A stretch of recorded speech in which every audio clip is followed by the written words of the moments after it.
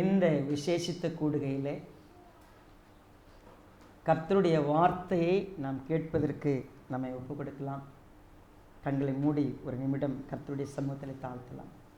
பரிசுத்த பிதாவே, எங்களை ஆண்டு கொண்டிருக்கிற எங்களை நல்ல தகப்பனே, தர்மையானது சந்தர்ப்பத்திற்காக துதிக்கிறோம், ஸ்தோத்திரிக்கிறோம். நாங்கள் உம்முடைய நாமத்தினாலே கூடியிருக்கிறோம். எங்களுக்காக எங்கள் இரட்சகர் இந்த பூமியில் வந்து பிறந்தார். அவர் வந்து பிறந்தார் என்பதே அதிசயம், அது ஆச்சரியம், அது எங்களுக்கெல்லாம் மகிழ்ச்சியான செய்தி. ஆனால் அவர் வந்ததினாலே எங்களுக்கு என்ன கிடைக்கிறது? நாங்கள் எதை பெற்றுக்கொண்டோம்? அவருடைய பிறப்பினாலே எங்களுக்கு எப்படிப்பட்ட நன்மை உண்டாயிருக்கிறது? இதை நாங்கள் இன்றைக்கு புரிந்து கொள்வதற்கு உம்முடைய சமூகத்தில் எங்களை ஒப்புக் கொடுக்கிறோம். கர்த்தர் எங்களோடு கூட பேசுங்க, உம்முடைய வார்த்தையினால் எங்களை நிரப்புங்க. உம்முடைய மகிமை இங்கே இருக்கிற ஒவ்வொருவரையும் ஆளுகை செய்யும். எங்கள் ஆண்டவராகிய இயேசு கிறிஸ்துவின் நாமத்திலே தாழ்த்துகிறோம் நல்ல பிதாவே, ஆமென்.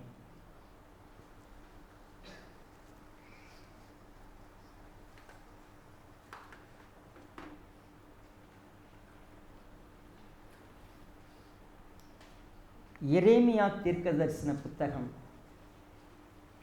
33வது அதிகாரம்.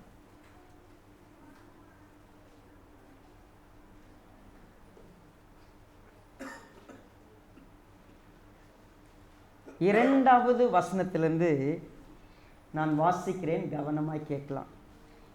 இதை செய்கிற கர்த்தருமாய், இதை திடப்படுத்தும்படிக்கு இதை உருவேற்படுத்துகிற கர்த்தருமாய் இருக்கிற யெகோவா என்னும் நாமம் உள்ளவர் சொல்லுகிறது என்னவென்றால், என்னை நோக்கி கூப்பிடு, அப்பொழுது நான் உனக்கு மறு உத்தரவு கொடுப்பேன்.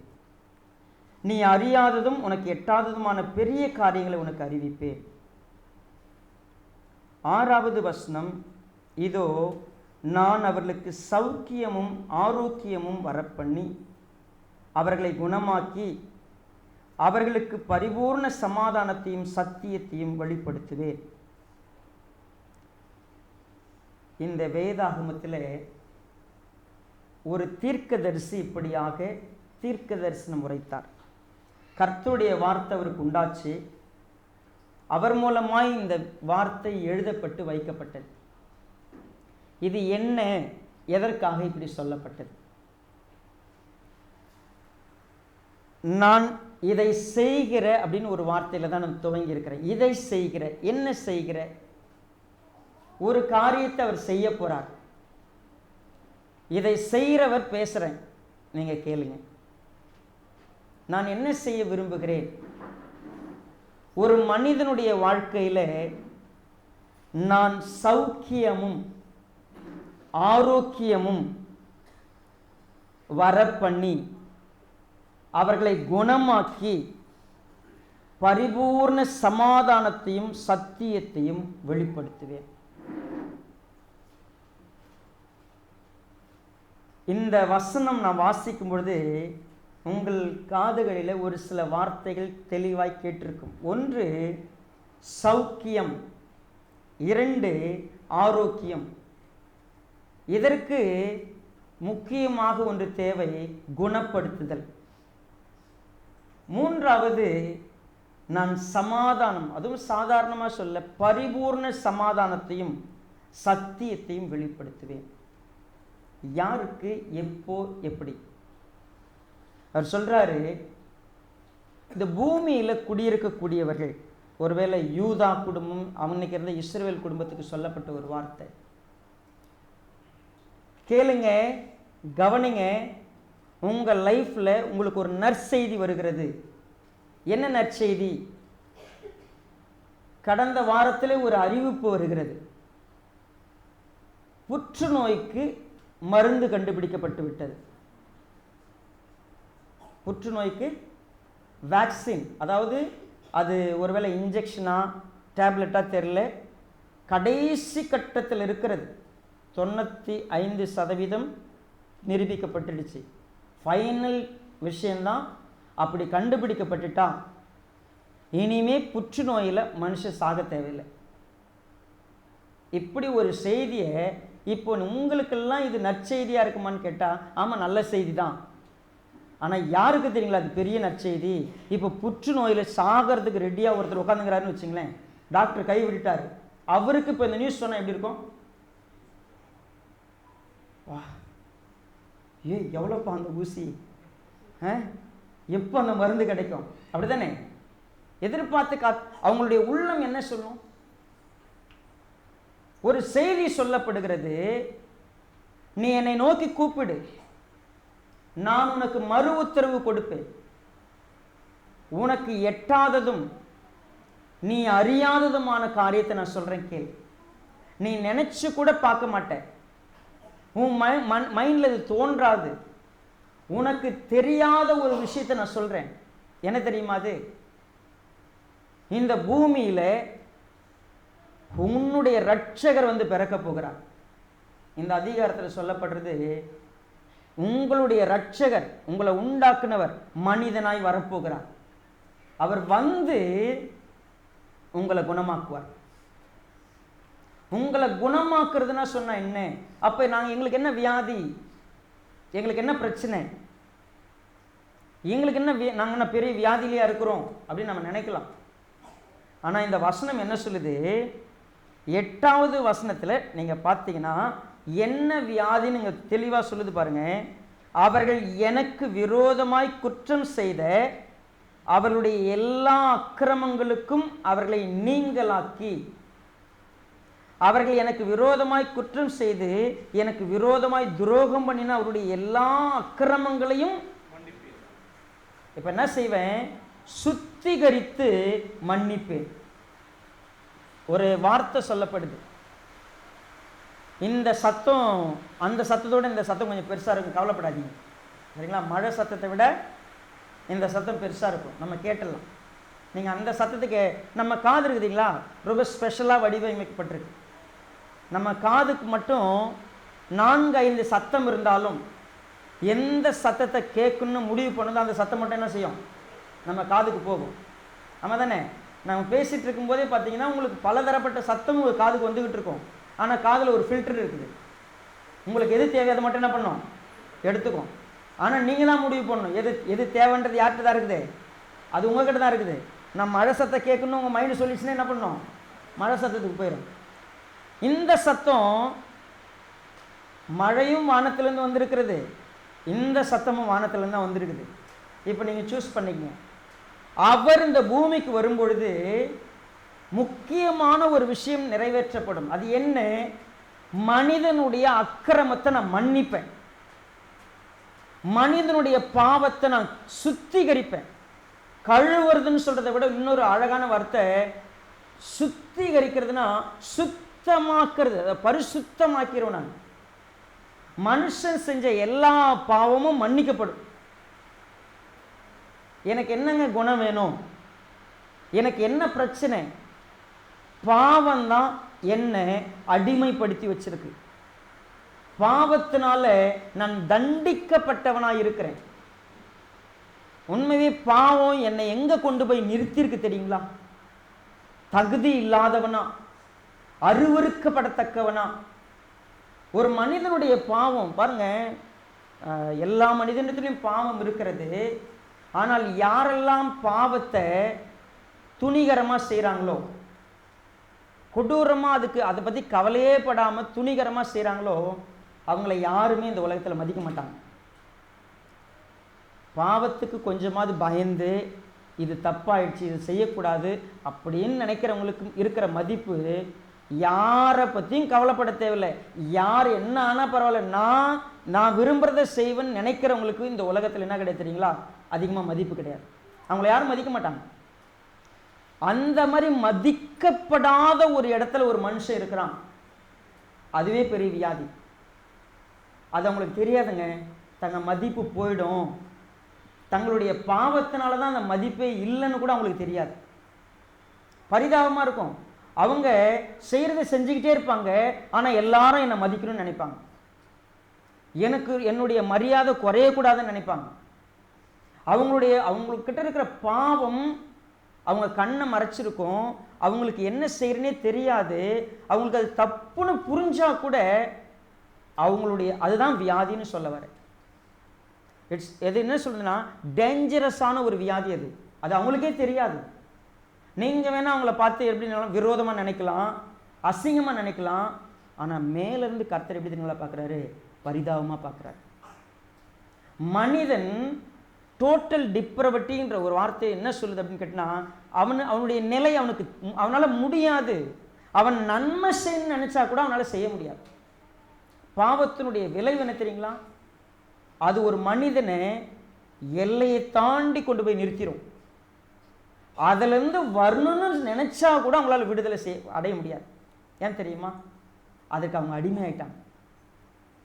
நீங்க எந்த பாவத்தை வேணா எடுத்துங்க. ஒருத்தவங்க பொய் சொல்ற பாவத்தில் இருக்கிறாங்க. நீங்க பாவம்னா உடனே தயவுசெய்து என்ன பண்ணாதீங்க, ஒரு 2-3 பாவத்தை மட்டும் லிஸ்ட்ல வச்சுக்கிட்டு அதுதான் உலகத்திலே பாவம் நினைச்சிட்டு இருக்காதீங்க. பொய் சொல்ற பழக்கம் உங்களுக்கு இருந்துச்சுன்னா நீங்க எழுதி வச்சுக்கங்க. பொய்யினால நீங்க பொய் உங்ககிட்ட இருந்துன்னா உங்களுக்கே தெரியாம ஒரு பொய்யினால கொலை கூட நடக்கும். ஒரு பொய்யினால ஒருத்தவங்களுடைய மரணம் கூட நேரிடும். ஒரு பொய்யினால ஒரு குடும்பமே உடையும்.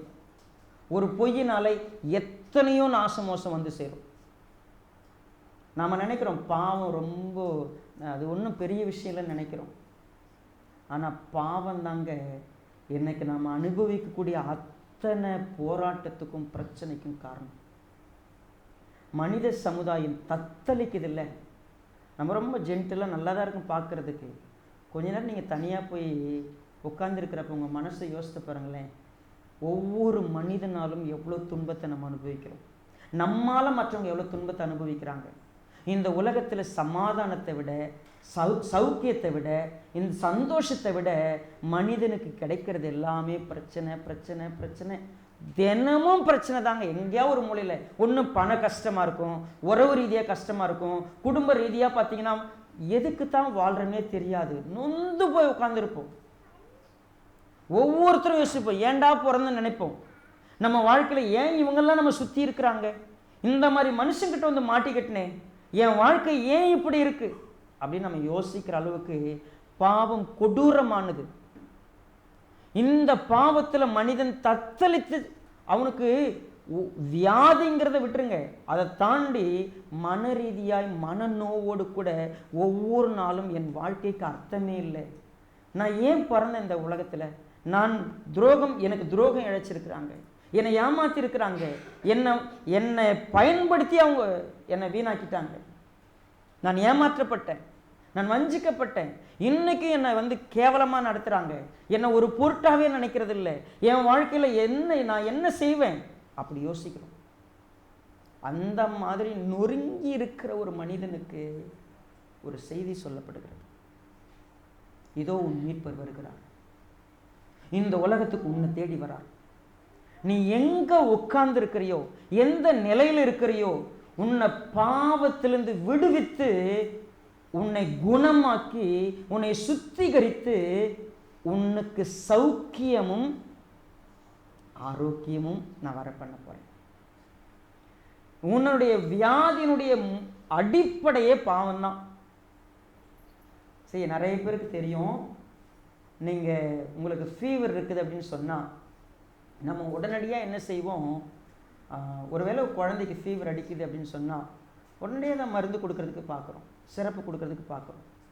அதிகமாக ஜுரம் அடிக்குது, உடனே நம்ம என்ன செய்கிறோம், மேலே இருக்கக்கூடிய சூட்டை தணிக்கிறதுக்கு தண்ணியில் ஒருவேளை டவலை நினச்சி அந்த பிள்ளைக்கு தொடச்சி விடுறோம், மேலே தலை மேலே போட்டு வைப்போம், எல்லாம் சூட்டை குறைச்சிருவோம்.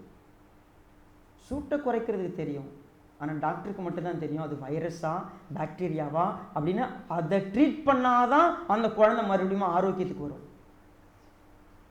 நீங்களும் நானும் மேலோட்டமாக பிரச்சனைக்கு என்ன செய்வோம், அந்த சூட்டை தணிக்கிற வேலையை மட்டும் செய்வோம், அதை மட்டும் செஞ்சுக்கிட்டு இருப்போம்.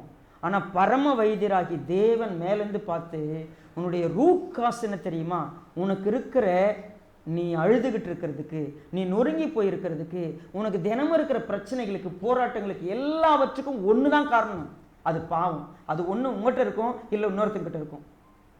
ஏதோ ஒரு பாவம் தான் மனிதனை இந்த அளவுக்கு கொடுமை செய்து கொண்டிருக்கிறது. அப்போ நான் என்ன செய்யணும்?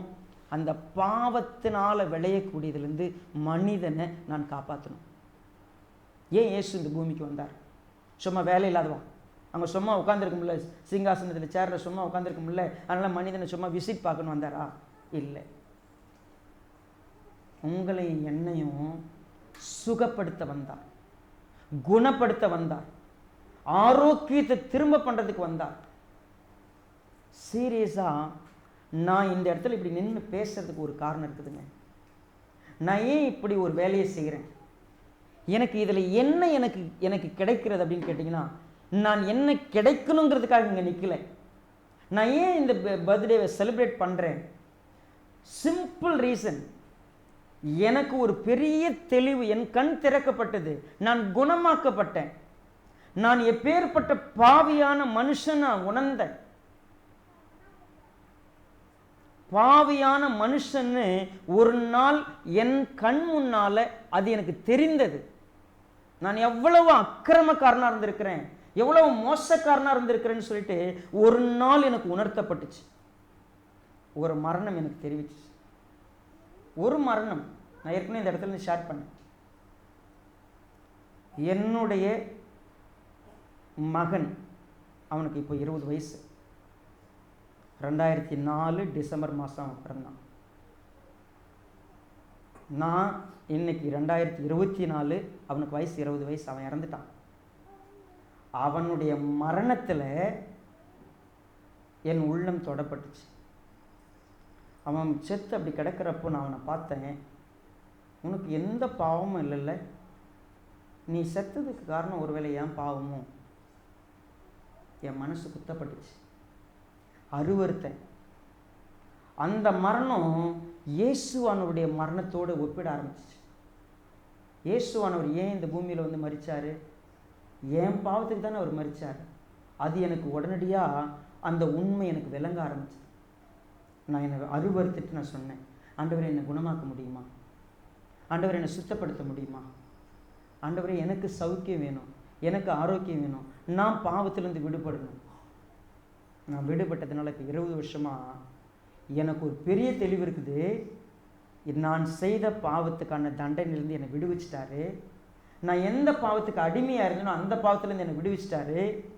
இந்த உலகத்தில் எந்த பாவமும் என்னை மீண்டுமா அடிமைப்படுத்தி என்னை மோசமான இடத்துக்கு கொண்டு போகாத மாதிரி என்னை நடத்துறதுக்கு அவர் என் கூட இருக்கிறாரு.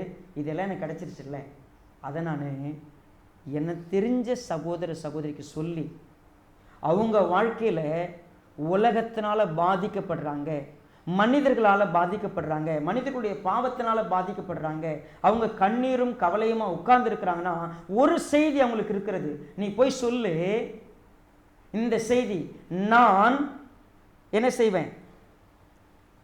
குறிப்பா நான் அவர்களுக்கு சௌக்கியமும் ஆரோக்கியமும் வரப்பண்ணி அவர்களை என்ன பண்ணுவேன்? குணமாக்குவேன். அவர்களுக்கு பரிபூர்ண சமாதானத்தை நான் என்ன பண்ணுவேன்? கொண்டு வருவேன். இங்க பாருங்க, சமாதானம் இல்லாம, இது வேற வார்த்தையில நீங்க பயன்படுத்திங்க, நிம்மதியே இல்லை மதனே, எனக்கு நிம்மதியே இல்லை, எங்க போனாலும் நிம்மதி இல்லை. எந்த இடத்திலும் உங்களை புரிஞ்சுக்கிட்டு உங்க உள்ளத்துக்கு ஏத்ததை போல இருக்கிறதுக்கு இன்னும் ஒரு ஆத்மாவை நீங்க கண்டே பிடிக்கல. உங்க உசுருக்கு ஏத்த மாதிரி உங்களை பார்த்துக்கிறதுக்கும், உங்களை கவனிக்கிறதுக்கும், உங்களை விசாரிக்கிறதுக்கும், உங்க கூட பேசுறதுக்கும், உங்களை நடத்துறதுக்குமான ஒரு ஆத்மா இந்த உலகத்துல எங்க கண்ணு கட்டின தூரத்துல இல்லை. அப்ப அவர் சொன்னார், நான் இருப்பேன், நான் இருப்பேன். எல்லாரும் கை விடலாங்க, ஆனா உங்களை படைச்சவர் இதை உங்களுக்கு கொடுக்கறதுக்கு தான் இந்த பூமிக்கு வந்தார். தேவனோடு உங்களை கொண்டு போய் சேர்க்கிற அந்த சமாதானத்தை உண்டு பண்ணி சத்தியத்தை கொடுப்பாராம்.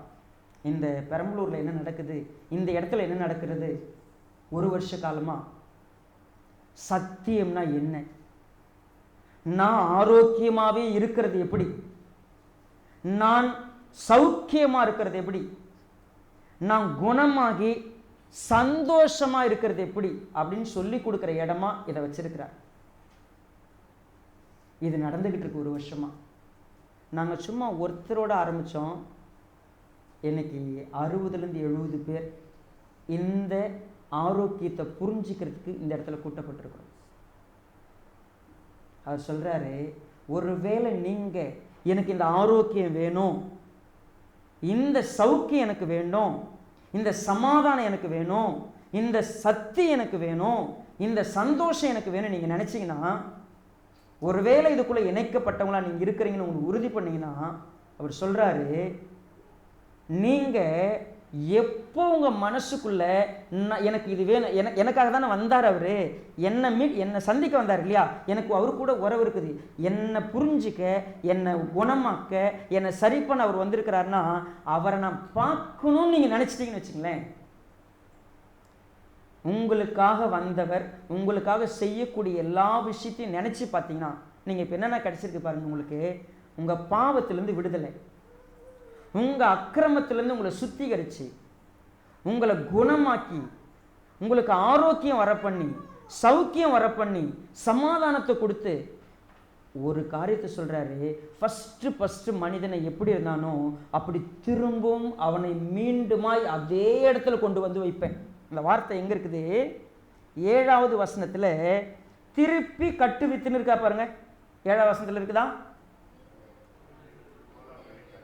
திருப்பி அந்த வார்த்தை அங்கே இருக்கும். மீண்டுமா கொண்டு வந்து ரெஸ்டோர் பண்ணி பழைய இடத்துல கொண்டு வந்து வைக்கிறது. எந்த இடம்?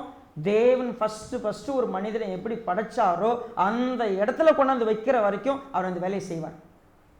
பாருங்களேன், நீங்கள் தேவன் எங்கே இருக்கிறாரோ அங்கே திரும்பவுமா கொண்டு வந்து சேர்க்கப்படுவீங்க. அத்தனையும் அவர் செய்வார். இப்படி ஒரு வேலை இந்த வேலையெல்லாம் எனக்காக நடக்க போகுதுன்னு சொன்னால் இங்கே இருக்கிற அவ்வளவு பேரும் எங்கே தெரியுமா இருப்பீங்க? நீங்கள் அந்த இயேசுவை நம்பும் பொழுது, இந்த இயேசுவை தொழுது கொள்ளும் பொழுது, இயேசுவை விசுவாசிக்கும் பொழுது, இயேசுவால் மன்னிக்கப்பட்டீங்க, இயேசுவால் கழுவப்பட்டீங்க, இயேசுவால் குணமாக்கப்பட்டீங்க, இயேசுவால் சமாதானம் பார்க்குறீங்க, இயேசுவால் ஆரோக்கியம் வந்திருக்குது, உங்கள் வாழ்க்கையில் அந்த சந்தோஷம் கிடைச்சிருக்குதுன்னு சொன்னால் நீங்கள் கிறிஸ்மஸ் எப்படி தெரியுமா? என்ன கிறிஸ்மஸ்ங்கிறது உங்களுக்கு என்ன தெரியுங்களா? இங்கேயே வசனம் இருக்குது பாருங்க. 11வது வசனம்.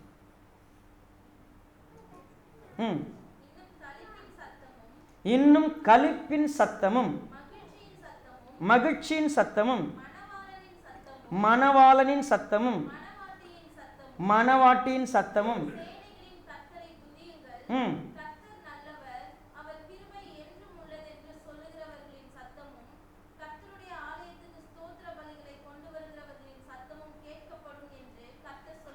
பாருங்க, சத்தம் கேட்கப்படும். என்னென்ன சத்தம் கேட்கும்? களிப்பு, மகிழ்ச்சி. நேற்று சரண்யா வீட்டில் தான் கர்த்தர் பேசினார். சந்தோஷம், மகிழ்ச்சி, ஆனந்தம், களிப்பு. சாதாரணமாக இந்த உலகத்தில் இருக்கிற எந்த சிற்றின்பமும் அற்ப நேரம் சந்தோஷமாக இருக்கும். உங்களால் மகிழ்ச்சியாக இருக்க முடியாதுங்க. ஒரு ஜோக்கு பார்த்தீங்கன்னா சிரிப்பீங்க, அதுக்கு பேர் மகிழ்ச்சின்னு எடுத்துக்காதீங்க. சிரிக்கிறதுக்கு பேர் மகிழ்ச்சி இல்லை. சிரிக்கிறது உங்களுக்கு ஒரு உணர்ச்சி, அவ்வளோதான். நீங்கள் ஒன்றை பார்த்த உடனே தூண்டப்பட்டீங்க, சிரிச்சிட்டீங்க. அந்த ஜோக்கை 24 மணி நேரம் நினச்சிருந்தீங்கன்னா பைத்தியம்பாங்க. நீங்கள் 24 மணி நேரம் நினச்சி எங்கேயா சிரிச்சின்னு வச்சுங்களேன், நம்மளை என்ன சொல்லுவாங்க? லூஸ் அப்படின்றவாங்க. இங்கே எத்தனை பேர் நான் மகிழ்ச்சியாக இருக்கிறேங்க அப்படின்னு சொல்லுவீங்க? நீங்கள் வேற கொஞ்ச நேரம் இங்கே உட்காந்து இப்போ நீங்கள் சொன்னதை கேட்டு எனக்கு மூஞ்சில் கொஞ்சம் என்ன பண்ணிச்சு, அப்படி சிரிப்பு வந்துச்சு. எங்கே சந்தோஷமாகிறது? என் பொண்டாட்டி பண்ணுற கூத்துக்கு நான் எங்கே சந்தோஷமாக இருப்பேனா? என் புருஷன் பண்ணுற வேலைக்கு நான் சந்தோஷமாக இருப்பேனா? அதுவும் நான் பெற்றிருக்கிறேன் பாருங்க நாள், அதுங்க பண்ணுற கூத்துல நான் எங்கே சந்தோஷமாக இருக்கிறது? போங்க. சந்தோஷமோ மகிழ்ச்சியோ களிப்போ ஆனந்த பெருவெள்ளமோ என்கிட்ட இருக்குதான்னு கேட்டால் இல்லை. அப்படின்னு நீங்கள் ஒரு வேலை இருப்பீங்கன்னா அவர் சொல்கிறாரு, ஒரு மெய் கிறிஸ்தவன் விசுவாசத்தில் அவனுடைய வாழ்க்கை விசுவாசத்தில் பூர்ணமாக இருக்குதுன்னா இந்த உலகத்தில் எந்த நிலையிலும் அவன் சந்தோஷமாக இருப்பான். ஏன் தெரியுங்களா? அவனுக்கு தெளிவாக ஒன்று தெரியும், இயேசு கிறிஸ்து இந்த பூமிக்கு வந்ததுனால என் பாவம் என்ன பண்ணப்பட்டுச்சு? மன்னிக்கப்பட்டுடுச்சு. எனக்கு இனிமேல் என்ன கிடையாது? தண்டனை கிடையாது. ரெண்டாவது, நான் அவர் இருக்கிற இடத்துல நான் அவரோட கூட போய் இருக்க போகிறேன். 3, எனக்கு என்ன நேர்ந்தாலும் நான் அழிய போகிறதில்லை. எதுவும் எனக்கு நஷ்டம் கிடையாது. எல்லாம் எனக்கு அவர் கொடுக்க போகிறார். எந்த நிலை ஏற்பட்டாலும் தோல்வி எனக்கு இல்லை, ஜெயம்தான் எனக்கு. நான் தோக்க மாட்டேன். ஏன்னா என் இயேசுவானவர் எனக்காக என்ன பண்ணிட்டாரு? ஜெயிச்சிட்டாரு. நான் இனிமேல் தோக்க மாட்டேன். ஏதாவது ஒரு கிறிஸ்தவன் தோப்பாங்களாங்க? தோக்க மாட்டாங்க. ஆனால் நீங்கள் நான் நினைக்கிறோம், ஒரு 500 ரூபாய் காணாது போச்சுன்னா நம்ம தோற்று போயிட்டுன்னு நினைக்கிறோம். ஒரு 500 ரூபாய் நஷ்டமாயிடுச்சுன்னா தோத்துறன்னு நினைக்கிறோம். இல்லை ஏதோ ஒன்று நம்ம விட்டு நம்ம போயிடுச்சுன்னா நம்ம வாழ்க்கையை வேஸ்ட்டாக போயிடுச்சுன்னு நினைக்கிறோம். இதெல்லாம் மாறிடும், போயிடும். மாறாத ஒன்று, அழியாத ஒன்று, நிலையான சந்தோஷத்தை அவர் நம்ம கொடுத்துருக்கிறார். இயேசுவானவர் வந்து ஒரே ஒரு வார்த்தையில் இது எல்லாத்தையும் நிறைவாக ஒரே ஒரு வார்த்தையில் சொல்லியிருக்கிறார் பாருங்க. அது எங்கே இருக்குதுன்னா, குறிப்பாக 9வது வசனத்தில் இருக்கிறது. நான் அவர்களுக்கு செய்யும் நன்மையெல்லாம் கேட்க போகிற பூமியின் எல்லா ஜாதிகளுக்கு முன்பாக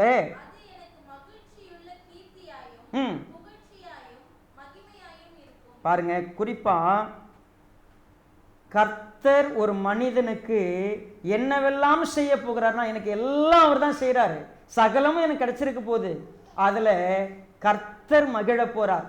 அவர் மகிழ்ந்தா எனக்கு மகிழ்ச்சி தான். அவருக்கு மகிமைனா அது எனக்கு மகிமை தான். அவருக்கு புகழ்ச்சினா அது எனக்கு புகழ்ச்சி தான். எல்லாம் எனக்கு தான். ஸோ பாடலின் சத்தம், மணவாளன் மணவாட்டி 2 பேரை சொல்றாருங்க. நீங்க சொல்லுங்க, புழுதியில் கடந்தேன், ட்ரெஸ் இல்லாத கடந்தேன், ஒருவேளை கேவலமாக கடந்தேன், அவர் வந்து என்னை தூக்கி எடுத்து என்னை கழுவி எனக்கு ட்ரெஸ்ஸு போட்டு என்னை புதுசாக்கி இப்போ என்ன சொல்கிறாரு? நீ இன்னைக்கு மாப்பிள்ளை, நீ இன்னைக்கு பொண்ணு அப்படின்னு உட்கார வச்சாருன்னா, இந்த பொண்ணு மாப்பிள்ளை பார்த்துருக்கீங்களா? முன்னெல்லாம் வந்து கல்யாணத்தில் இந்த ஆண் பார்த்தீங்கன்னா சிரிச்சுக்கிட்டே இருப்பார், பெண் எப்படி இருக்கும்? நீங்கள் கொஞ்ச நாளைக்கு ஒரு 10 வருஷத்துக்கு முன்னாடியே 20 வருஷத்துக்கு முன்னாடியே கல்யாண ஆல்பத்தெல்லாம் பாருங்களேன், பொண்ணு எப்படி இருக்கும்?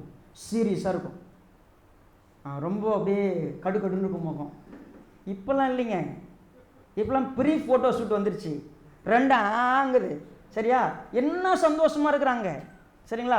இப்போது பயங்கர கொண்டாட்டம் இருக்குது. அன்னைக்கெலாம் வந்து கல்யாணத்துக்கு பொண்ணை எப்போ காட்டுவாங்க தெரியுமா? இந்த மாப்பிள்ளை பொண்ணை பார்க்குறதுக்கு பயங்கர ரெஸ்ட்ரிக்ஷன் இருக்கும். அவங்க 2 பேரும் அந்த மணமேடைக்கு வரும்போது தான் நீ தான் என் பொண்ணு அப்படின்னு ஒரு பார்த்துட்டு வந்து நிற்பார். அந்த மாதிரிலாம் ரெஸ்ட்ரிக்ஷன். இப்போ பயங்கர சந்தோஷம். இந்த பொண்ணு மாப்பிள்ளை பார்த்து, பொண்ணு இல்லைங்க, பொண்ணு பார்த்ததுலேருந்தே ஃபோன் நம்பர் மாறிடுது. அப்படி தான் பொண்ணு பார்க்கங்கன்னா அடுத்த நிமிஷம் எது என்ன வந்துடுது, 2 பேரும் பேசி அவங்க பாருங்க எவ்வளோ சந்தோஷமாக 2 பேரும் இப்போ என்ன ஒரு 10 வருஷம் குடும்பம் நடத்திட்டு வந்து கல்யாணம் பண்ணுற மாதிரி நிற்கிறாங்க.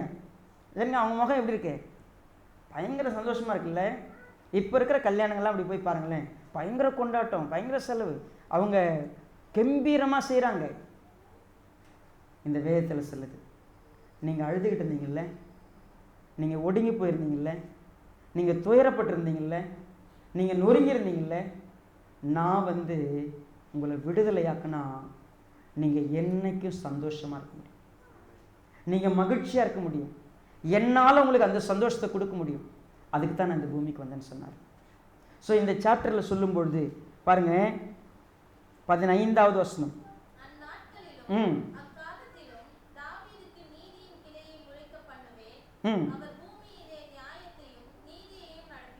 ஓகே, அடுத்தது ஒரு வார்த்தை சொல்லப்பட்டுச்சு, நீ ரட்சிக்கப்பட்டா சுகமா இருப்ப. அப்படின்னா என்ன? கர்த்தர் எனக்கு கொடுத்திருக்கிற அந்த நம்பிக்கை, அந்த விசுவாசம் என்னை எல்லா தத்தளிப்புக்கு மத்தியில் சந்தோஷமா சத்தியத்தோடு சமாதானத்தோடு நான் சௌக்கியமாக சுகமாக இந்த பூமியில் இருக்க முடியும். அதை கொடுக்கறதுக்கு தான் இயேசுவானவர் வந்தார். ஸோ அப்போ நான் எப்படி செலிப்ரேட் பண்ணுவேன்? எனக்கு சந்தோஷத்தை கொடுத்துருக்கிறார். ஸோ ஐ செலிப்ரேட், சந்தோஷமாக செலிப்ரேட் பண்ணுறேன். ஒருவேளை நீங்கள் என் சந்தோஷத்தில் ஜாயின் பண்ணலாம். ஏன் பாஸ்டர் நம்ம சர்ச்சில் கிறிஸ்மஸ் பயங்கரமாக கொண்டாடுறீங்க? அவர் எனக்கு சௌக்கியம் கொண்டு வந்துடுறதுக்கு இந்த பூமிக்கு வந்தார், ஆரோக்கியம் கொண்டு வந்தார், எனக்கு அவர் என்னை குணமாக்க வந்தார், என்னை பாவத்திலிருந்து விடுவிக்க வந்தார், எனக்கு சமாதானத்தை கொடுக்க வந்தார், எனக்கு சந்தோஷத்தை கொடுக்க வந்தார், சத்தியத்தை கொடுக்க வந்தார், எல்லாம் கொடுத்துருக்கிறார். நான் என்ன செய்வேன்? மகிழ்ந்து களி கூர்ந்து சந்தோஷமாக ஆண்டவர் துதிப்பேன். ஸோ அதை தான் நான் செலிப்ரேட் பண்ணுறேன். ஸோ இன்றைக்கு இங்கே கூடியிருக்கிற எல்லோரும் கிறிஸ்மஸ் கொண்டாடுறதுங்கிறது என்னுடைய வாழ்க்கையில் சந்தோஷமான நிகழ்வு. எனக்காக ஒருத்தர் இந்த பூமிக்கு வந்தார். இன்றைக்கி யாராவது இந்த இயேசு என் சொந்த ரட்சகராக எனக்கு கூட இருக்கட்டும், என்ன அவர் வழிநடத்திட்டோம், நான் முழுமையாக நான் அவரை ஏற்றுக்கிறேன், அவருக்கு நான் இடம் கொடுக்குறேன்னு சொன்னீங்கன்னா இன்றைக்கு உங்களுக்கு ரட்சிப்பு. நீங்கள் ரட்சிப்பு இன்னைக்கு பார்த்தீங்கன்னா உங்கள் வாழ்க்கையில் சுகம் உண்டுங்கிறத எழுதிக்கணும். நிச்சயம் உண்டு.